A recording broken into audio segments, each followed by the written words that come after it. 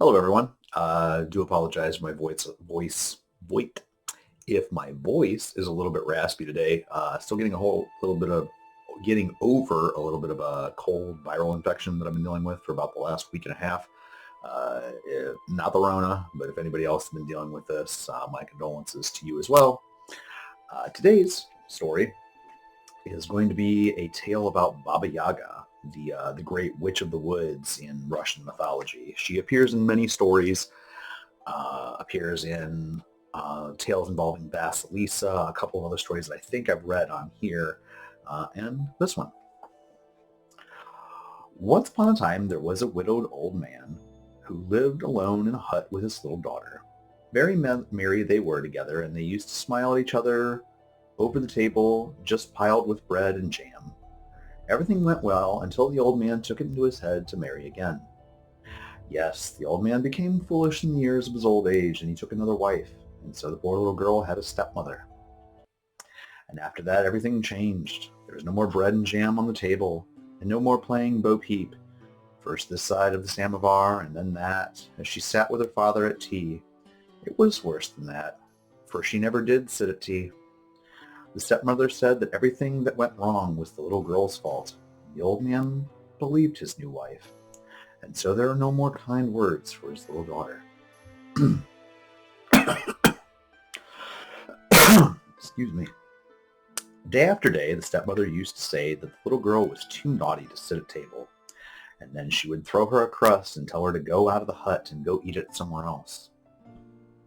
And the poor girl used to go away by herself into the shed in the yard and wet the dry crust with her tears and eat it all alone. She often wept for the old days, and she often wept at the sight of the days that were to come. Mostly she wept because she was all alone, until one day she found a little friend in the shed. She was hunched up in the corner of the shed, eating her crust and crying bitterly when she heard a little noise. It was like a scratch, scratch. It was just that. A little gray mouse who lived in a hole. Out he came, his little pointed nose and his long whiskers, his little round ears and his bright eyes. Out came his little bumpy body and his long tail, and then he sat up on his hind legs, curled his tail twice around himself, and looked at the little girl. The little girl, who had a kind heart, forgot all her sorrows and took a scrap of the crust and threw it to the little mouse. The mouseykin nibbled and nibbled, and there it was gone, and he was looking for another. She gave him another bit, and presently that was gone, and another, until there was no crust left for the little girl. Well, she didn't mind that. You see, she was so happy seeing the little mouse nibbling and nibbling. When the crust was done, the mouseykin looks up at her with his little bright eyes and said, "Thank you," he says in a little squeaky voice. "Thank you. You are a kind little girl, and I am only a mouse, and I have eaten all your crust. But there is one thing I can do for you, and that is to tell you to take care. The old woman in the hut," and that was the cruel stepmother, "is own sister to Baba Yaga, the bony-legged, the witch. If ever she sends you a message to your aunt, you come and tell me, for Baba Yaga would eat you soon enough with her iron teeth if you did not know what to do." "Oh, thank you," said the little girl. And just then she heard the stepmother calling to her to come in and clean up the tea things and tidy the house and brush out the floor and clean everybody's boots. So off she had to go. When she went in, she had a good look at her stepmother, and sure enough, she had a long nose, and she was as bony as a fish, with all the flesh picked off. And the little girl thought of Baba Yaga and shivered. But she did not feel so bad when she remembered the mouseykin out there in the shed in the yard. The very next morning it happened. The old man went off to pay a visit to some friends of his in the next village. And as soon as the old man was out of sight, the wicked stepmother called the little girl. "You are to go today to your dear little aunt in the forest," she says, "and ask her for a needle and thread to mend a shirt."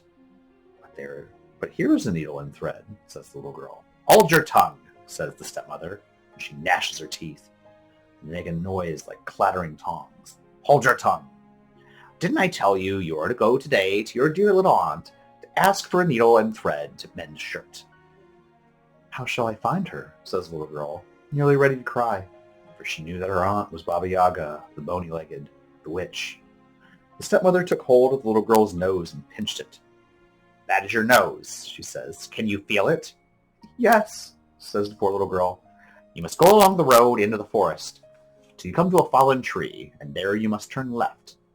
And then follow your nose and you will find her," says the stepmother. "Now be off with you, lazy thing.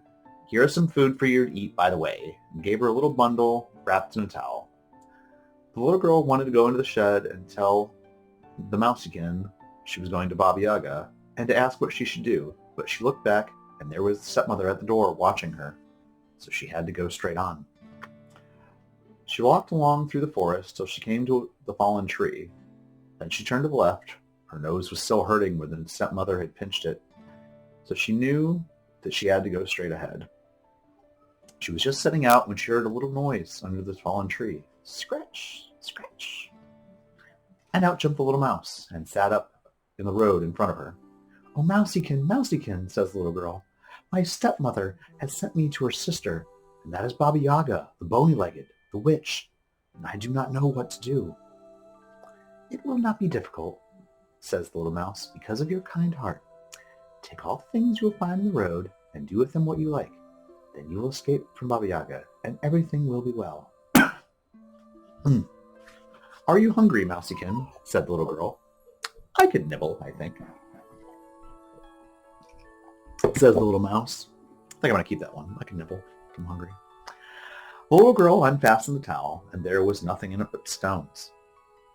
That was what the stepmother had given the little girl to eat, by the way. "Oh, I'm so sorry," says the little girl. "There's nothing for you to eat." "Isn't there?" said Mousiekin. And as she looked at them, the little girl saw the stones turn to bread and jam. The little girl sat down on the fallen tree, and the little mouse sat beside her, and they ate bread and jam until they were not hungry anymore. "Keep the towel," says the little mouse. "I think it will be useful. And remember what I said about the things you find along the way. And now goodbye," he says. "Goodbye," says the little girl, and ran along. As she was running along, she found a nice new handkerchief lying in the road. She picked it up and took it with her. Then she found a little bottle of oil. She picked it up and took it with her. Then she found some scraps of meat. "Perhaps I'd better take them too," she said. She found a gay blue ribbon, and she took that. And then she found a little loaf of good bread, and she took that too. "I dare say somebody will like it," she said. Then she came to the hut of Baba Yaga, the bony-legged, the witch. There was a high fence around it with big gates. When she pushed them open, they squeaked miserably as if it hurt them to move. The little girl was sorry for them. "How lucky," she says, "that I picked up the bottle of oil." And she poured oil on the end of the hinges of the gate.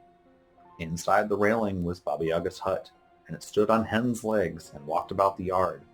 And in the yard there was standing Baba Yaga's servant. And she was crying bitterly because of the task Baba Yaga set her to do. She was crying bitterly and wiping her eyes on her petticoat. "How lucky," says the little girl, "that I picked up another handkerchief." And she gave the handkerchief to Baba Yaga's servant, who wiped her eyes on it and smiled through her tears. Close by the hut was a huge dog, very thin, gnawing a dry crust. "How lucky," says the little girl, "that I picked up a loaf." She gave the loaf to the dog, and he gobbled it up and licked his lips. The little girl went bravely up to the hut and knocked on the door. "Come in," says Baba Yaga. The little girl went in, and there was Baba Yaga, the bony-legged, the witch, sitting weaving at a loom.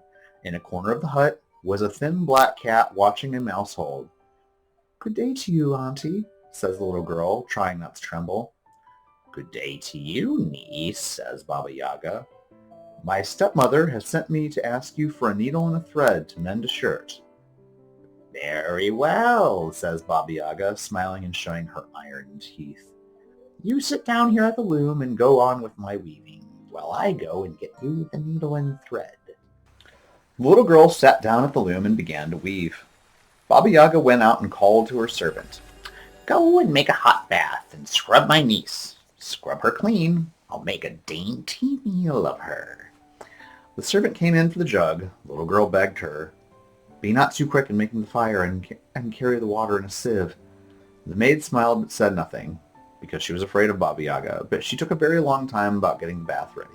Baba Yaga came to the window and asked, "Are you weaving, little niece? Are you weaving, my pretty?" "I am weaving, Auntie," says the little girl. When Baba Yaga went away from the window, the little girl spoke to the thin black cat who was watching the mouse hole. "What are you watching, thin black cat?" "Watching for a mouse," says the thin black cat.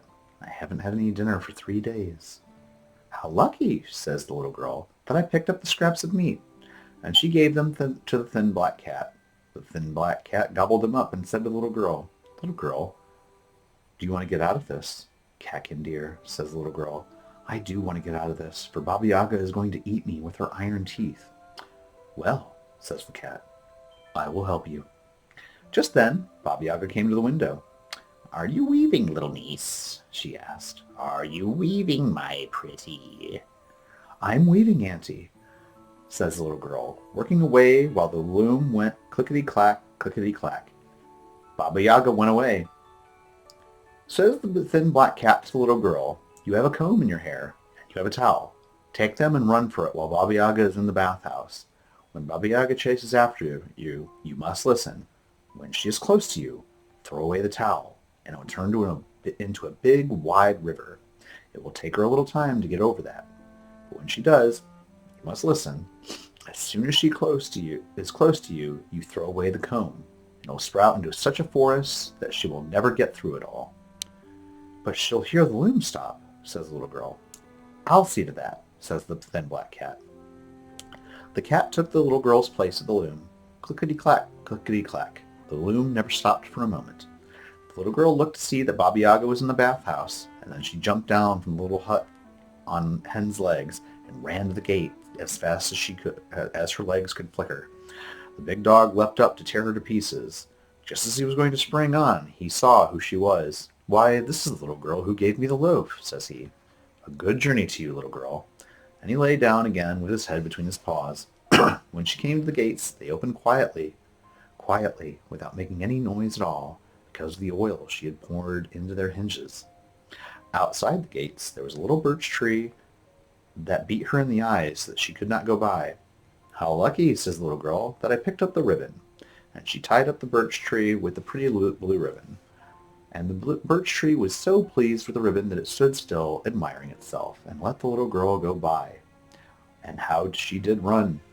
Meanwhile, the thin black cat sat at the loom, clickety-clack, sang the loom, but you never saw such a tangle as the tangle made by the thin black cat. And presently, Baba Yaga came to the window. "Are you weaving, little niece?" she asked. "Are you weaving, my pretty?"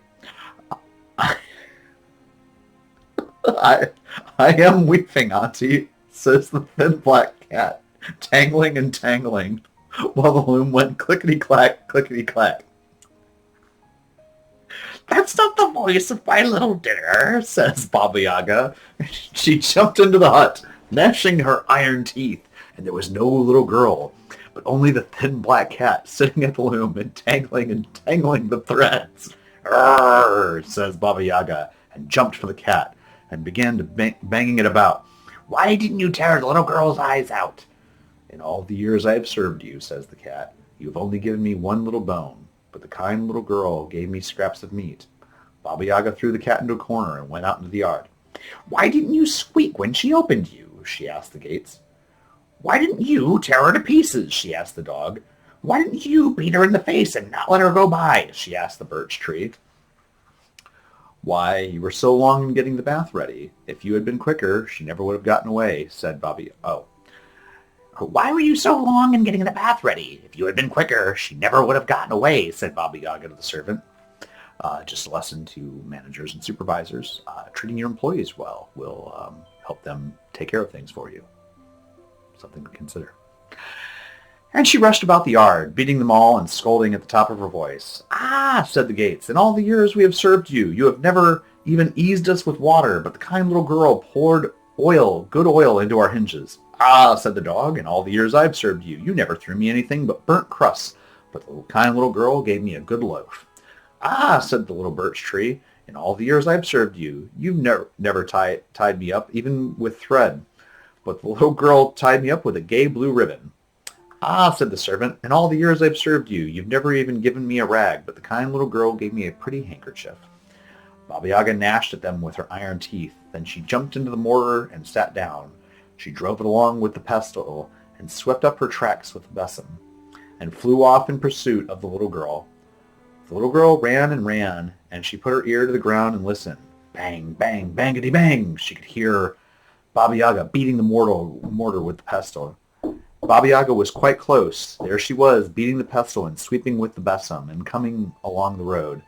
As quickly as she could, the little girl took out the towel and threw it on the ground, and the towel grew bigger and bigger and wetter, and there was a deep, broad river between Baba Yaga and the little girl.